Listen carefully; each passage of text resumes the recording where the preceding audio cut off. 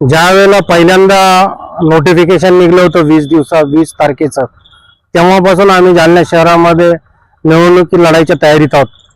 जवळपास आतापर्यंत माझ्याकडे 30 ते 35 लोकांनी इच्छुकता दर्शवलेली आहे निवडणूक लढवण्यासाठी.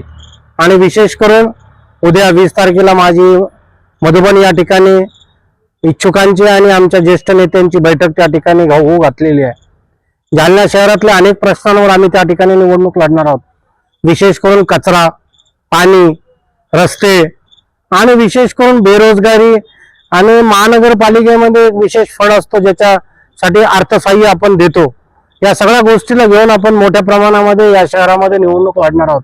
आदरणीय नेते बाळासाहेब आंबेडकरांच्या नेतृत्वाखाली वंचित बहुजन आघाडी या ठिकाणी मोठ्या प्रमाणामध्ये इथली निवडणूक लढणार आहे. अशी चर्चा आहे की आपली काँग्रेस बरोबर युती होण्याची शक्यता आहे. युतीची अजून आदान प्रदान तर काही झालेलं नाही. प्राथमिक स्वरूपाच्या चर्चा आहेत, परंतु अजून त्याला मुहूर्तमेढ मिळालेली नाही. सन्मानपूर्वक जर ते आम्हाला सन्मान देत असतील तरच आम्ही त्यांच्या बरोबर त्या ठिकाणी युती करण्याचा विचार करणार आहोत. जालन्यात एकीकडं असं वातावरण चाललंय की भारतीय जनता पार्टीचं वर्चस्व दिसतंय आणि फक्त हिंदूवाद असा विषय चालू आहे. मग जे दलित मुस्लिम मतदार आहेत त्यांचा वाली सध्या कोण आहे? आता सध्या वंचित शिवाय या जिल्ह्याला कोणी वाली राहिलं नाही. आपसात भांडले परंतु ते एकत्रच आहेत. जरी ते निवडणुका एकत्र लढले नाही, बीजेपी असेल, सेना असेल, परंतु ते नंतर एक होणार नाहीत याची काही गॅरंटी नाही. आणि म्हणून इथे जो बहुजन वर्ग आहे हा सर्व वंचित बहुजन आघाडीकडे आशेनं पाहतोय.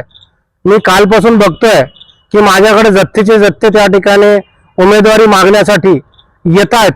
आणि मी कॅलिबर पाहून म्हणजे विशेष करून वकील्स, डॉक्टर्स, शिक्षित जे आहेत अशा लोकांना आम्ही त्या ठिकाणी पुढे करून या शहराची निवडणूक त्या ठिकाणी लढणार आहोत.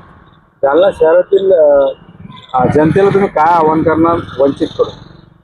वंचितच्या माध्यमातून मी जनतेला एवढंच आवाहन करणार आहे की ही निवडणूक 5 वर्षात एकदा येते. ही निवडणूक आपल्या घराशी संबंधित आहे, आपल्या लाईट बिलाशी संबंधित आहे, आपल्या घराच्या बिलाशी संबंधित आहे, आपल्या पाण्याशी संबंधित आहे.